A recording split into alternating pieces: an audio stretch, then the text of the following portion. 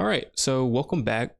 Today in this video, we're going to be looking at some ethics and professional practice problems.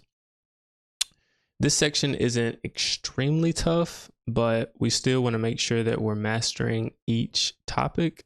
So we're going to go through line item by line item and just make sure that we're clear on what the NCEES is going to be wanting us to know for this exam. All right, so from our handbook, we know that there's going to be 4 different topics that will be covered in the ethics and professional practice section. And the first is code of ethics. So let's take a look at some code of ethics problems to start. All right. So this one says, number 1 says, an engineer has submitted a large donation to a public official to secure a state-funded hotel resort project. Which section of the model rules code of ethics does this violate? All right, so first thing that I am picking up is there's a lot of money going on, a lot of money being sent. So large donation to make sure that they're basically going to secure a project. To me, this sounds like bribery, which is a huge no-no, right? And so as I look through the list, this is where a little bit of prior knowledge and the manual may come in handy. Is it the licensee's obligation to the public? This looks like it's between the engineer and a public official. So I would say no. Is it the licensee's obligation to other licensees? No. The licensee's obligation to engineering etiquette? No. Or is it the licensee's obligation to employers and clients?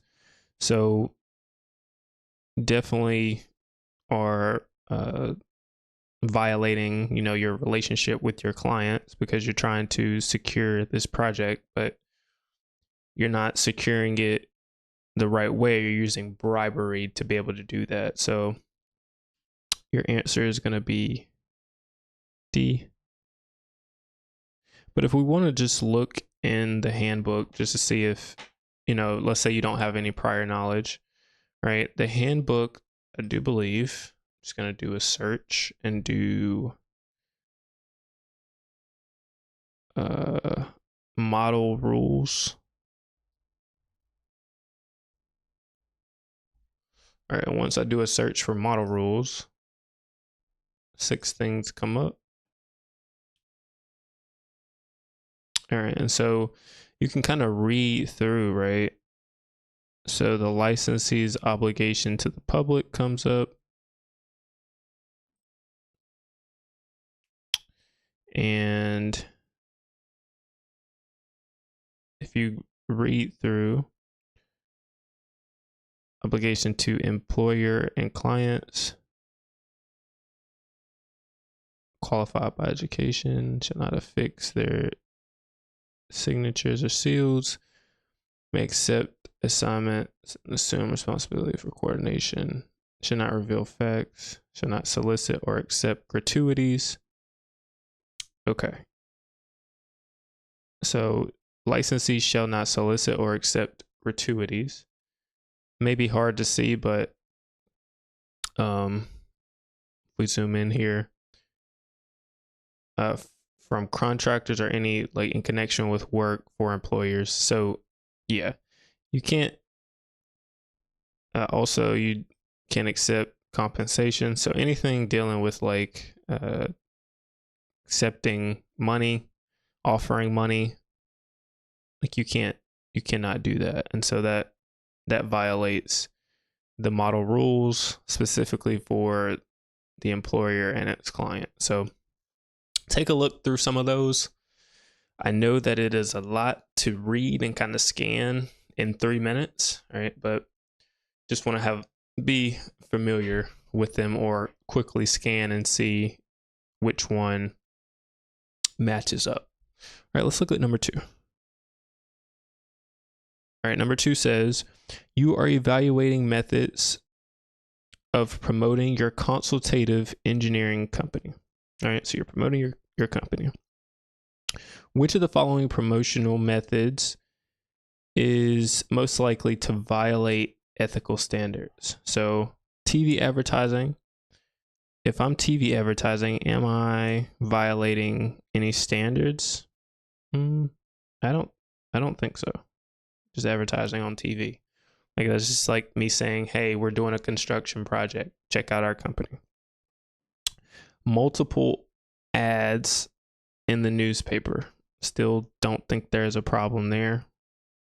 Putting your company in the newspaper. Giving free pins and calendars to prospective clients. I don't think there's anything wrong with that. Or a company brochure with self-laudatory language. Self-laudatory language. I think that just means that it's not accurate or it gives false claims, basically. If you're putting that in your brochure, you can be being somewhat fraudulent. It's like saying, for example, our company is able to get concrete put down in less than 48 hours of you you sending us your information. And if this information is not true, then you're making some false claims, and this can really, throw your clients off and be you're violating, ethical standards when you start making these claims. So your answer is going to be D in this case.